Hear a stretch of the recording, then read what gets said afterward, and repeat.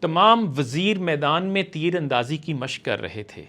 عادل حکمران سلطان غیاث الدین بھی ان کے ساتھ شریک تھا۔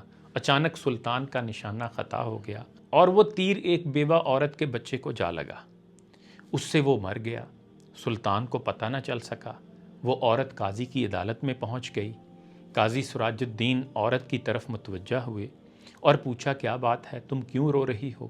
عورت نے روتے ہوئے سلطان کے خلاف شکایت لکھوائی، سلطان کے تیر سے میرا بچہ ہلاک ہو گیا ہے۔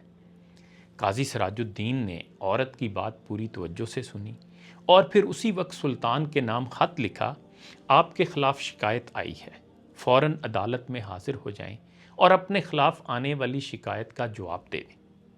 پھر یہ حکم عدالت کے ایک اہلکار کو دے کر ہدایت کی کہ یہ حکم نامہ فوراً سلطان کے پاس لے جاؤ۔ پیادے کو یہ حکم دے کر قاضی سراج الدین نے ایک کوڑا نکالا اور اپنی گدی کے نیچے چھپا دیا۔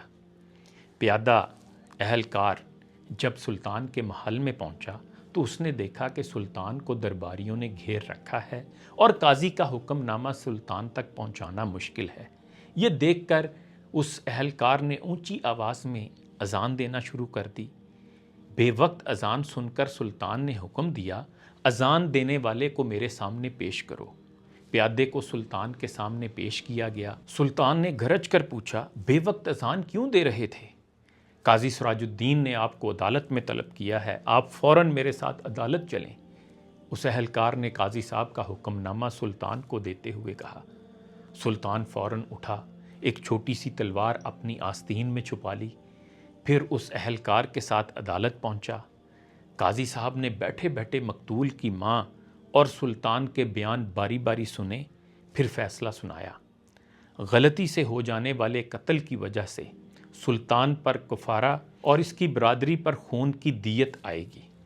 ہاں، اگر مقتول کی ماں مال کی کچھ مقدار پر راضی ہو جائے تو اس مال کے بدلے سلطان کو چھوڑا جا سکتا ہے۔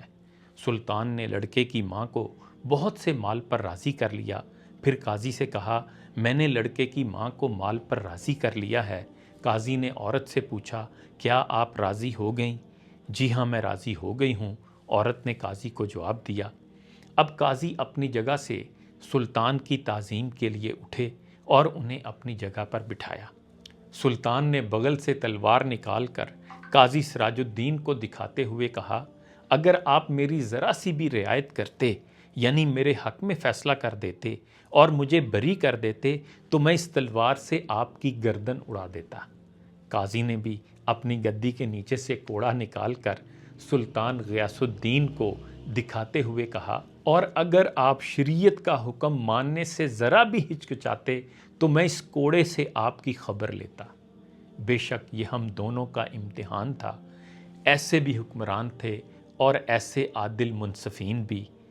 دعا بھی کریں اور کوشش بھی کریں کہ اللہ تعالی ہم پاکستانیوں کو بھی ایسے عادل جج اور نیک حکمران عطا فرمائے۔ میں اپنی قوم کے لوگوں سے یہ کہتا ہوں کہ خدارا یہ سوچنا چھوڑ دیں کہ ہمارا نظام ٹھیک نہیں ہو سکتا۔ سب کچھ ہو سکتا ہے، بس یقین کی قوت چاہیے اور ایک منظم اور مسلسل جد و جہد۔ ہمت مرداں مدد خدا۔ آپ اپنے حصے کی کوشش کریں، پھر وہ اپنے حصے کا کام کرے گا۔ ہمت کرے انسان تو کیا ہو نہیں سکتا، وہ کون سا عقدہ ہے جو واہ ہو نہیں سکتا۔ ہم پازیٹیو پاکستان